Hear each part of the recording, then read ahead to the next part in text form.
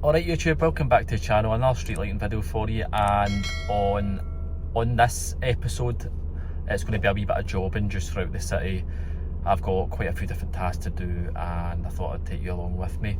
The first job, I'm actually parked outside just now, and funnily enough it just so happens to be a box that I've shown you before for the exact same reason, and it's one of these permit to works. The reason I brought you with me today is, or well, there's two reasons I brought you with me today. One is I've rewatched the old video, and there's one or two things that I haven't quite shown that I want to show, just to highlight sort of stuff that I do, but it's all off camera just to save time. And the other one is to show you this cool wee product that I've actually been sent out, and just want to see you guys' opinion on it, and you can let me know what you think, but I think it's a cracking wee product. For easiness, I've just opened this box up, but this is job one. Some of you will maybe recognise that I had a permit to work up that side. It just so happens this time though that a permit to work's down that street there. Hopefully you can all hear us over the noise of the expressway and any trains and that is going to come in. But basically they want the underground 55 volts isolated. So I think before I obviously just showed that I switched them off there, but today I'm obviously going to show you me locking it off as well, or I'll show you it locked off just so you can all see that I obviously do that. As you see there, the 3 circuits locked off, hand switch off. Obviously got my tag on it there, my details on the back just in case anybody should get into this. And then obviously I'll secure all that stuff up as well. Then I'll go round there and speak to the guys if they're there. I'm obviously doing this as for a subcontractor effectively that's needing this locked off. Not be able to film any of that stuff just because I obviously not really got their permission or anything like that, but I'll go and do that. And obviously I'll need to come back at some point today. It's usually the end of the day, sort of 4 or 5 o'clock, come back and sort of reinstate all this stuff. One other thing as well is obviously I've got the keys for this here. Usually, normal practice is obviously you keep them in your pocket and you don't give them to anybody else. But I was thinking about getting this guy, the size of him, that's it. Because nobody's going to try and get past him to get into this box, are they? But before I move on to the next job, I was actually going to show you that I've been sent out, and I'll go and grab it just now. But one of the main issues, or one of the many issues on the street lighting, is that there's absolutely no way of identifying a lot of the stuff from the outside when you see it like this, and this wee product is going to help me with that. So I'll go and grab it now and I'll show you. And here they are here. So it's wee cable tags, they're idents. You can see there obviously I've marked them up for main, water, gas, 2 dB, so that stuff's maybe more for some of the domestic stuff, and then I've got some made up as well for street lighting. And this is what I'm talking about here, and by no means is this how it's getting left. Obviously this is just to demonstrate what they can do. I'm going to need to have a proper look through the van to find suitable tie wraps, but there you go, there's just an example of how they would look. So straight away you can tell what cable's what, and obviously you can have anything there made up the way you want it. I'm sure you all agree, quite a handy wee thing to have, so many different uses. Go and check out the website, there it's there, it's www.slt-limited.co.uk. The possibilities are endless with what you can get. So I've had some board stickers made up, obviously these things as well, but just go on the website. It's really simple to navigate, and I'm pretty terrible with stuff like that, so I think I'd designed and ordered these within a few minutes, set up an account, and again, as it says there, they were engraved within 24 hours and out to me the next day. Fantastic service, and can't speak highly enough of these things. So thanks very much for sending them out. This fitting here is my next job. This came in as a section a few weeks back, but this was all terraced fenced, as you can see. There was bollards there, but they've actually had to get these bollards removed just to get me access to it. I've had to park as best I can here, right on the climb across from the systems. Not sure if anyone will be, but there's the inside of this And there's a wee bit of a closer up of it. It's 150 watt from looking at that label. So I've just stuck a lamp in it now because it was actually a flasher, so I'm confident that it's going to be just a lamp. But I'll go and switch the box on, which is just by the containers. But confident this will be a lamp.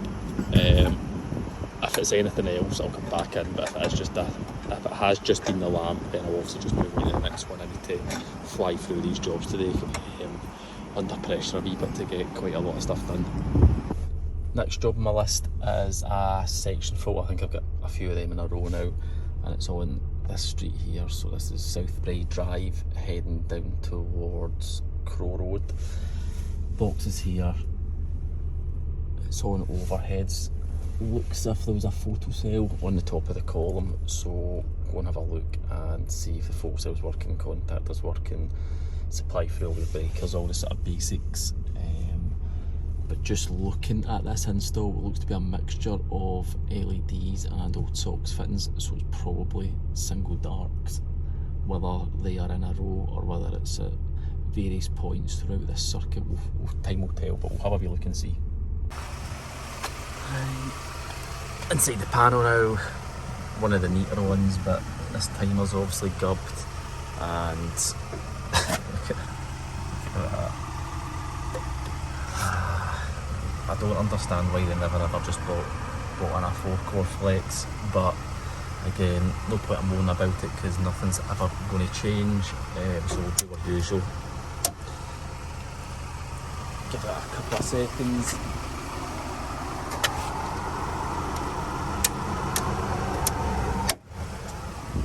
Full cell's kicking in, and no in a real point of checking the supply through the breakers because obviously both sides of this is lighting, one circuit will do each way. Obviously that timer's not working, so basically just need to either jam in that contactor just to see for single darks here, but again I'm not going to sort of bore you with that side of things. I'll just go and do that off camera so I can get through all this, and I'll report back any single darks. I'm finding that over the last while, this type of thing is just becoming so common that you're going out to jobs, reports basically saying the full street's in darkness and the world's about to end, and you get out and it's clearly not the case, and it's probably just a single dark outside somebody's house, which is fine, but you just wish they reported it that way and then it would actually get done, instead of reporting in 20 section faults a day that aren't section faults, and then it means you can't actually go and do the single darks. It's just counterintuitive, but I've got to respond to the work I'm given, so just get on with it. My next job is actually for that fitting there, and from reading the line it's quite unclear, but basically the gist of it is one of the residents, either in the house directly there or across the road, is basically complaining it's too bright. Not really anything I can do with that. I can go up and just double check that it's been adjusted to the right tilt settings, just so that it's not directly shining in somebody's window, but other than that can't really do anything with it, unfortunately. I'll put it back to the client that they obviously maybe need to start buying some visors, basically just to focus the light going down the way and not out, but again, it's whether that actually happens is a long shot, but I know they used to do it for the old arc fittings and stuff like that, so I'll see you on the next one. Next job up is another section fault. Box is just there. The street that it's saying it's on is just the one going that way. Obviously just with the weather, just now I'm going to need to be really quick with this, plus I'm having to just park a wee bit dodgy. I'm basically in the heart of the West End, just off Byers Road. Nightmare to work on, or nightmare to work in, nightmare to get parked at, and the weather's no helping here, so I'm just going to try and do this one pretty quick. I'll see if I can film anything at all. Yeah, I'll try and get my phone to be covered a wee bit here, but nothing glaringly obvious here. 6 circuits in total, but nothing's tripped. So we'll just make sure the photo cell's working.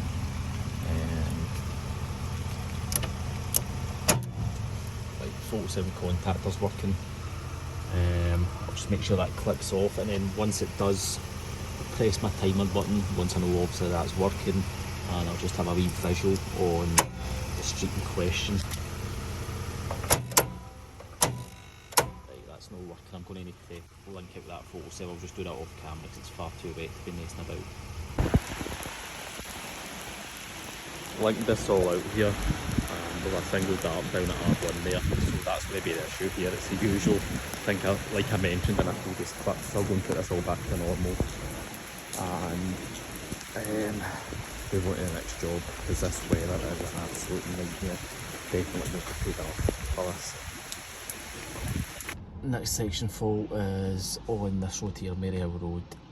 Obviously it's a massive road, but it's just up near the side centre for anybody from Glasgow that sort of knows what it is. Box, I think, is just going to be that one there, going by the description.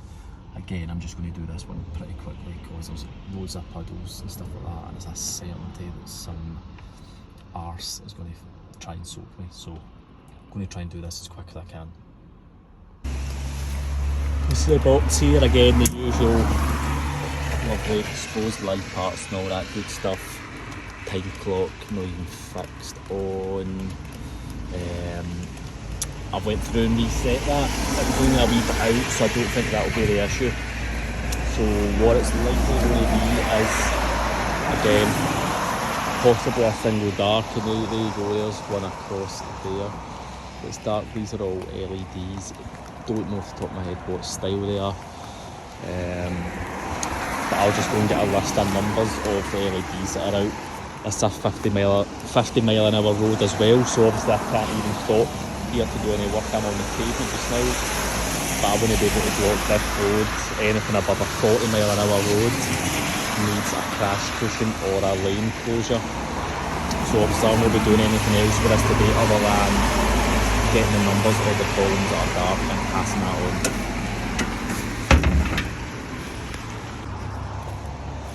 Just to be as thorough as possible with this, so further beyond that roundabout is the section where it's saying is dark. I've basically put this full stretch of Maryhill Road on. I'll get the number for that one actually because that's dark.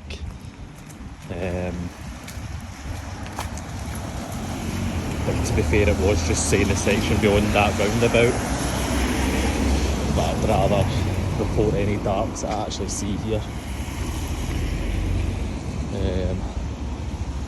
Take another drive down there, but it certainly just looks like one down there and then that one across there that are dark.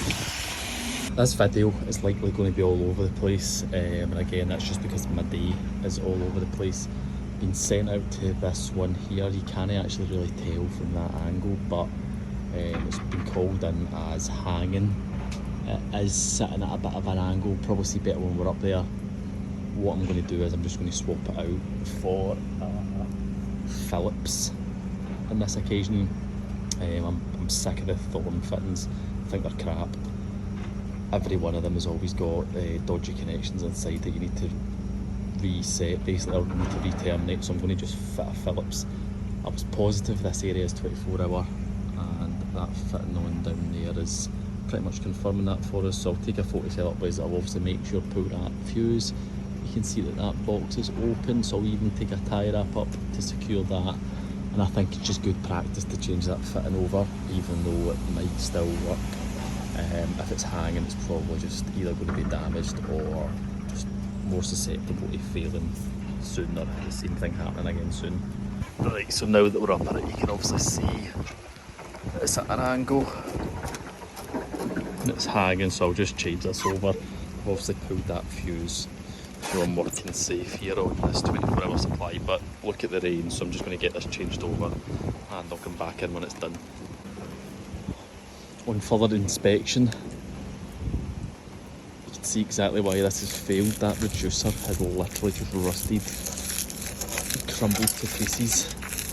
So I'll see if my Phillips will go over this bit at least, or if not, I'm just going to need to try and hammer this off, so we'll see how we go on with that.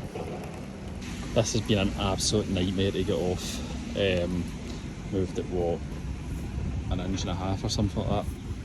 But there's just nowhere to really hit with it, and they're obviously seized. They've probably been on there for 20 years. So try to get this. I've been up here for about 15 minutes, easy. And on this but it's time to break out the big boys. So I'm going to get the recips on it, but I just had to get over enough to give myself enough of a ledge or enough of a spigot for my fitting to fit on, because it won't fit on the sort of larger side of that. Any of the fittings that I've got with me won't fit on there, so I've had to sort of persist with hammering that away, but I'll be able to cut this off now and hopefully get this on.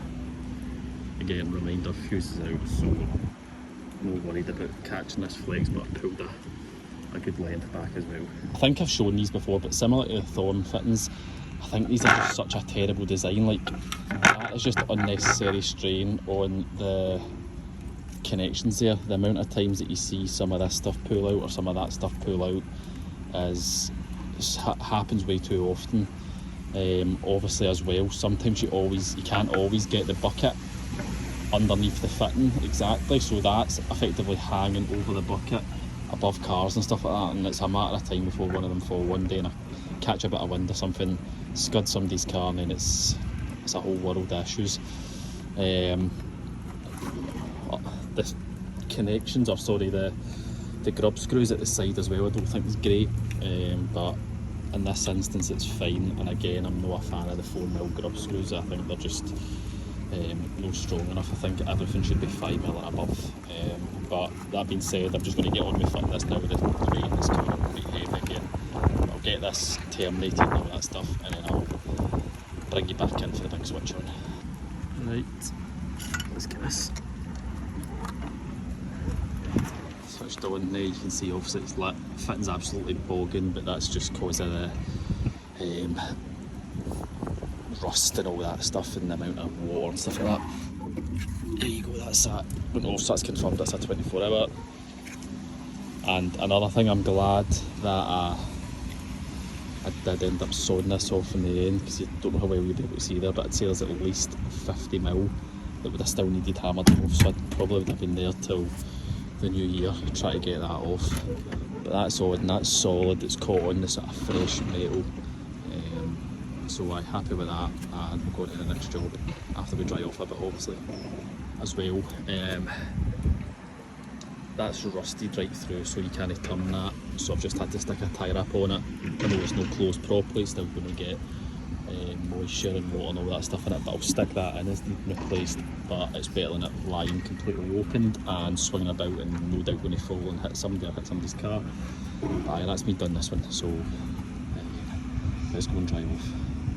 Right, on that note, we'll end the video there. I can appreciate the video's a wee bit all over the place with sort of different jobs, not really able to show you too much, but just with the nature of some of the jobs I was doing and with the weather, it was just impossible to really sort of get into depth with anything. If you've made it to this point, please do go and check out that website, sld-limited.co.uk, and see if any of the products would be of any use to you.